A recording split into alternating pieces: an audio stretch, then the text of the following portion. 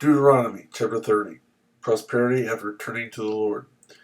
When all these blessings and curses I have set before you come upon you, and you take them to heart wherever the Lord your God disperses you among the nations, and when you and your children return to the Lord your God and obey him with all your heart and with all your soul, according to everything I command you today, then the Lord your God will restore your fortunes and have compassion on you and gather you again from all the nations where he scattered you.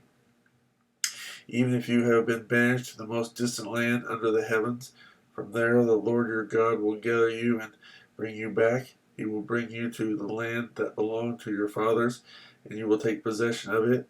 He will make you more prosperous and numerous than your fathers.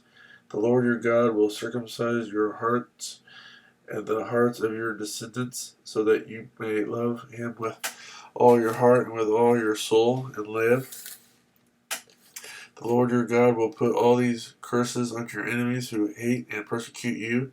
You will again obey the Lord and follow all his commands I am giving you today.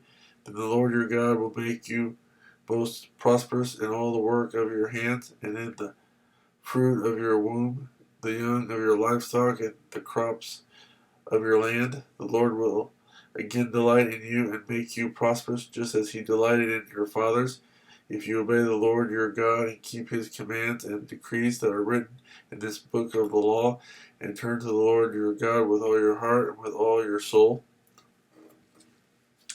The offer of life or death. Now what I am commanding you today is not too difficult for you or beyond your reach. It is not up in heaven, so that you have to ask, who will ascend into heaven to get it and proclaim it to us, so we may obey it? Nor is it beyond the sea, so that you have to ask, who will cross the sea to get it and proclaim it to us, so we may obey it? No, the word is very near you. It is in your mouth and in your heart, so you may obey it. See, I set before you today life and prosperity, death and destruction.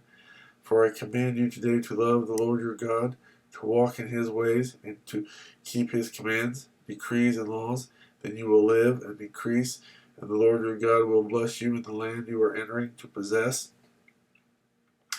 But if your heart turns away and you are not obedient, and if you are drawn away to bow down to other gods and worship them, I declare to you this day that you will certainly be destroyed. You will not live long in the land you are crossing the Jordan to enter and possess.